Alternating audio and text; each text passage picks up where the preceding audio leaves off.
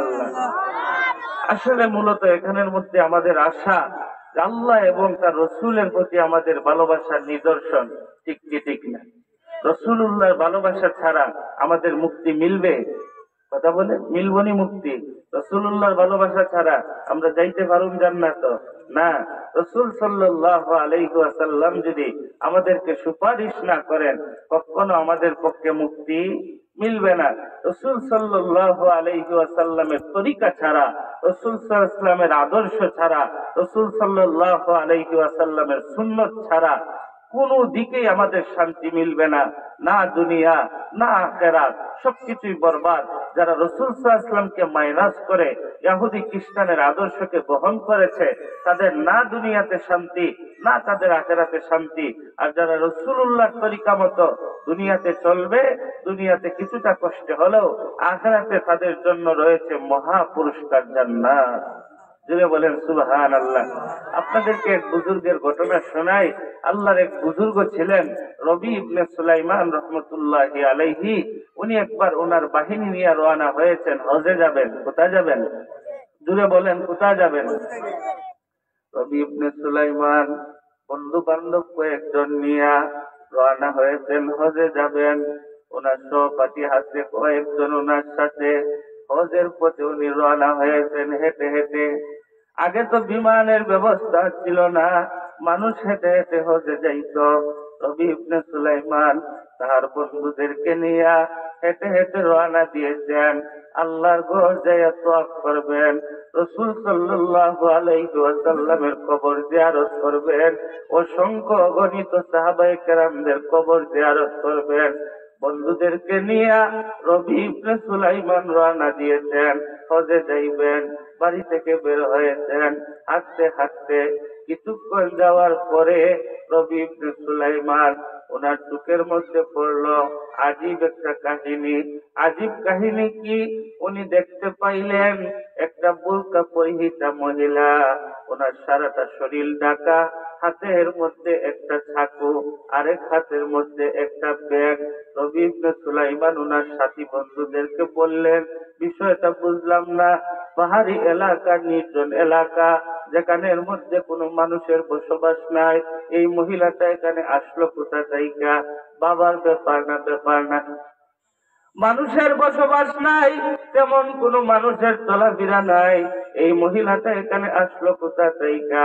রবি ইবনে সুলাইমান বললেন বন্ধুদেরকে, ও আমার বন্ধুরা, তোমরা চলে যাও হজে, আমি আসতেছি পরে। কথা কি বুঝছেন আমার? বন্ধুদেরকে বললেন তোমরা চলে যাও হজে, আমি আসতেছি পরে। এই কথা বলে বন্ধুদেরকে উনি পাঠিয়ে দিলেন। উনি ওই মহিলার পিছু ধরলেন, মহিলার পিছে পিছে যাইতেছেন, মহিলার পিছু উনি ধরছেন। উনি দেখতে পাইলেন মহিলাটা একটা নদীর কিনারায় গেছে।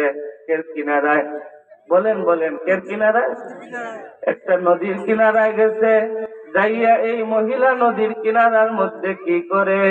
এই মহিলা নদীর কিনারায় যাইয়া নদীর কিনারার মধ্যে একটা মরা দুম্বা বা মরা গরু কেন মারা গেছে, সে নদীতে ফালাইয়া দিছে।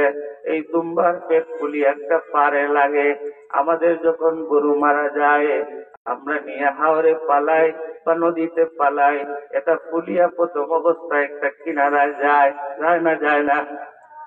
মহিলাটা এই দুম্বার নিকটে যাইয়া ওনার হাতের চাকু দিয়া এই দুম্বার গোশত গুলা কেটে কেটে একটা ব্যাগের ভিতরে ভরতেছে।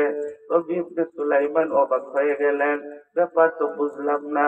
মহিলাকে দেখতে মনে হয় ভদ্র, মহিলাকে দেখতে মনে হয় সভ্য, মহিলাকে দেখতে মনে হয় সম্ভ্রান্ত ফ্যামিলির মেয়ে, ধনাঢ্য ফ্যামিলির মেয়ে, কিন্তু আজীব ব্যাপার, এই মহিলা চাকু দিয়া মরা দুম্বা গোশত নেয় কেন? রবি ইবনে সুলাইমান অবাক হয়ে গেলেন। একটা কথা এখানে বলে যায়, মাসআলা হলো এমন, যদি আপনার এমন অবস্থা হয় খাওয়ার মতো কোনো কিছুই নাই, উপবাস আর উপবাস, খাবারের মতো আপনার কোনো কিছু নাই, তাইলে আপনার জান বাঁচানোর জন্য যতটুকু খাইলে আপনার জান রক্ষা হয়, ততটুকু মরা জিনিস আপনার জন্য খাওয়া জায়েজ আছে। মুহতারাম হাজিরিন, রবি ইবনে সুলাইমান ভাবলেন মহিলাটা কি করতেছে। রবি ইবনে সুলাইমান দূর থেকে তাকিয়ে রইলেন আর দেখলেন মহিলাটা হাতের চাকু দিয়া মরা দুম্বার গোশত গুলাকে কেটে কেটে বেগে ঢুকাইতেছে। রবি ইবনে সুলাইমান তখন কিছু বললেন না, দূর থেকে শুধু দেখতে লাগলেন। মহিলা যখন ব্যাগ ভর্তি করার পরে মহিলা তার রাস্তা দিয়ে রওনা হলো, রবি ইবনে সুলাইমান ওই রাস্তা দিয়ে রওনা হইলেন। মহিলার পিছু পিছু উনি হাঁটতেছেন, মহিলার পিছন দিকে উনি যাইতেছেন। দীর্ঘক্ষণ হাঁটার পরে রবি ইবনে সুলাইমান বলেন, আমি একটা ঘরের কিনারায় যেয়ে বসলাম, গিয়া দেখি এই মহিলাটা দরজার কিনারার মধ্যে যখন নক করছে, করার পরে ওই ঘরে এতক্ষণ পর্যন্ত কান্নার আওয়াজ ছিল।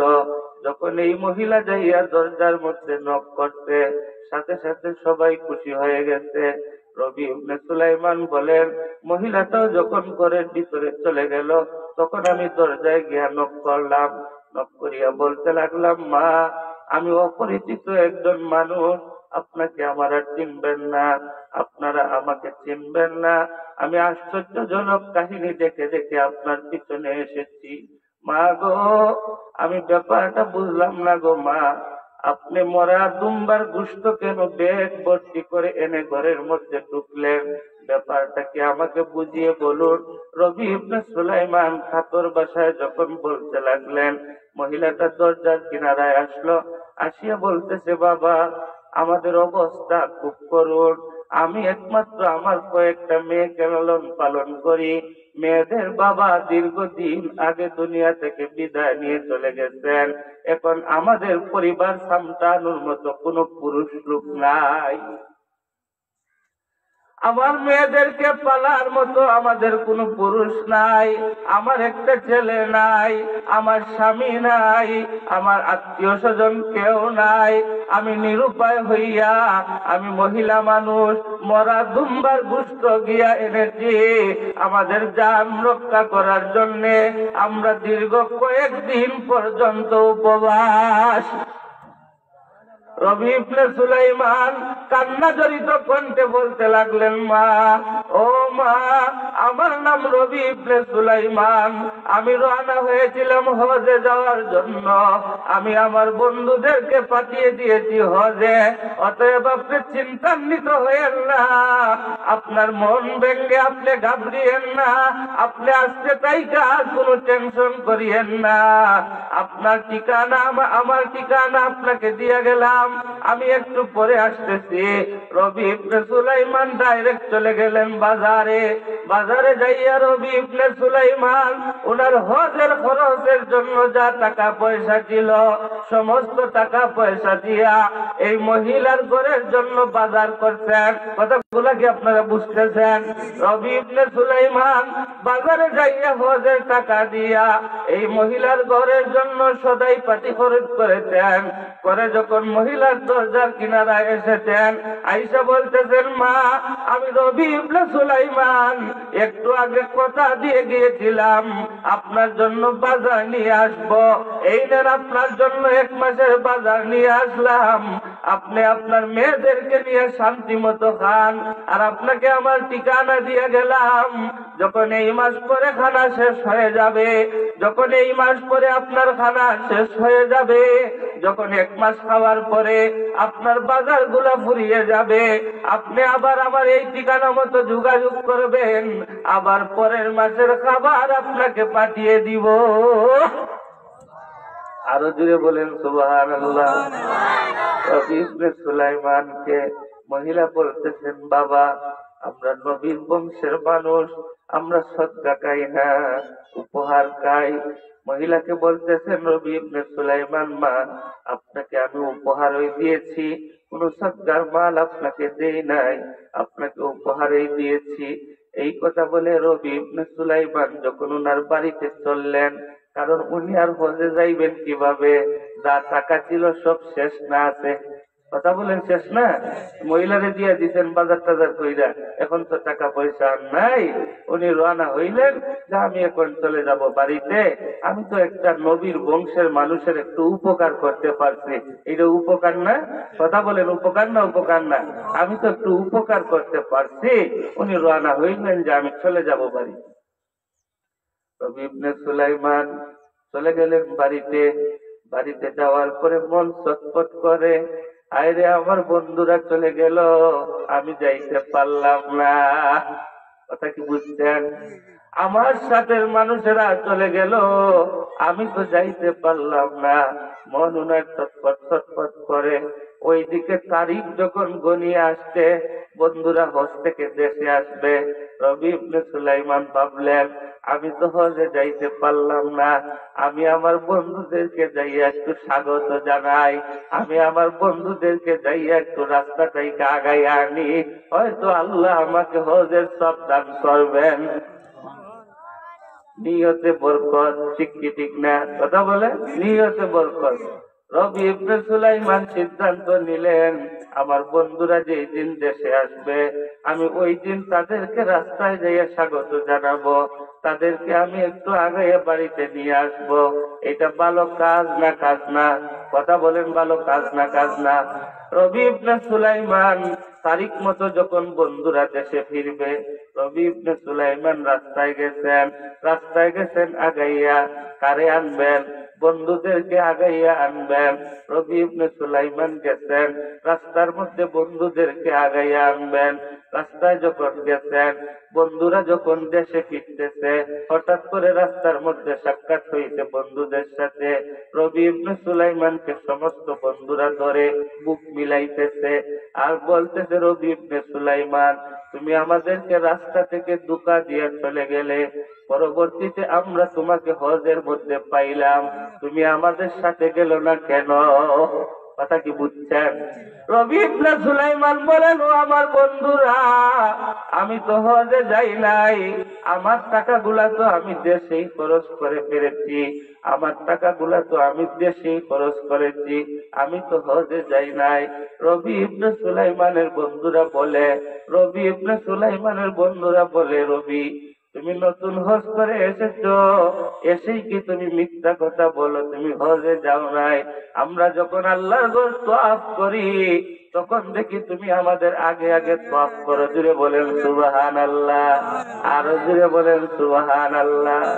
ও রবি ইবনে সুলাইমান, আমরা যখন আল্লাহর ঘর তওয়াফ করি, তখন দেখি তুমি আমাদের আগে আগে তওয়াফ করো। আমরা যখন মিনার প্রান্তরে, আমরা দেখি তুমি আমাদের আগে আগে মিনার প্রান্তরে হাঁটো। আমরা যখন আরাফায়, আমাদের আগে আগে তুমি আরাফায়।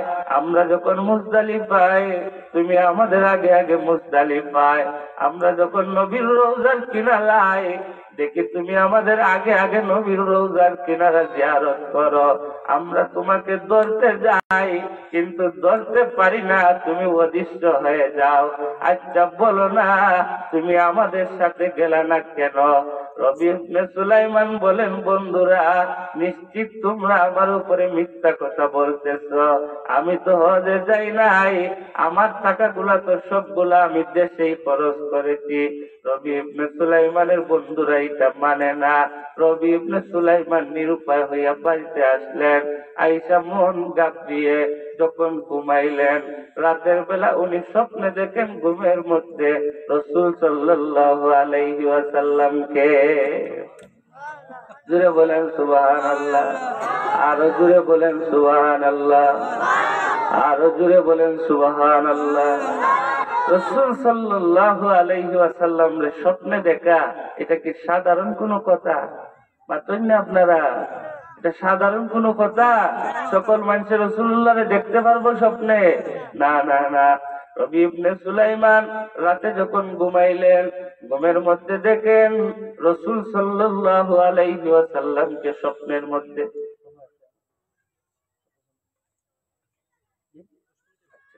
ঘুমের মধ্যে স্বপ্নে দেখেন রাসূল সাল্লাল্লাহু আলাইহি ওয়াসাল্লামকে। রাসূলুল্লাহকে স্বপ্নে দেখে রবি ইবনে সুলাইমান বলেন, ওগো আল্লাহর নবী, আমি তো বড় অবাক, আমার বন্ধুরা আমারে দেশে আইসা বলে আমি নাকি হজের মধ্যে ছিলাম। ওগো আল্লাহর নবী, আমি তো হজে যাই নাই, এখন আমার কি অবস্থা? নবীজি বলেন, ও রবি ইবনে সুলাইমান, তুমি হজে যাও নাই কথা ঠিক। ও রবি ইবনে সুলাইমান, তুমি হজে যাও নাই কথা ঠিক, কিন্তু তুমি যে তোমার সম্পূর্ণ টাকা আমার বংশের মহিলার জন্য হাদিয়া দিয়ে দিছো, উপহার দিয়ে দিছো। এর বিনিময়ে আমার আল্লাহ তোমার মতো চেহারা দিয়ে একজন ফেরেশতা বানাইছে, যিনি কিয়ামত পর্যন্ত তোমার নামে হজ করবে। আরো জুড়ে বলেন সুবহানাল্লাহ, আরো জুড়ে বলেন সুবহানাল্লাহ। এই রাসূল সাল্লাল্লাহু আলাইহি ওয়াসাল্লামের ভালোবাসা, আল্লাহর ভালোবাসা আমাদের দরকার আছে না নাই? কথা বলেন, আছে না নাই? কার কার দরকার? দিকে হাতটা উঠান যায়। আল্লাহ আমাদের সবাইকে কবুল করে বলেন আমিন। আমার সময় আছে 10 মিনিট, অতএব আমি আমার সময়ের ভিত্তিক কথা শেষ করব। মসজিদের উদ্যোগে আসছি, আমার খুব বেশি ঝামেলা, আসর পরে না করলে আমার আর সময় নাই, বিধায় আমার যাইতে গিয়ে হয় খুব ঝামেলা। আগামীকালকেও আমার 3টা প্রোগ্রাম, পরের দিন আমার নিজের মসজিদের মাহফিল, এই হিসাবে আমি সময় দিতে পারতেছি না। আমাকে বলা হয়েছিল মাগরিব বাদে বা এশা বাদে, তো আমার সময় নাই। আল্লাহ বাঁচায় রাখলে আগামীতে আইবো।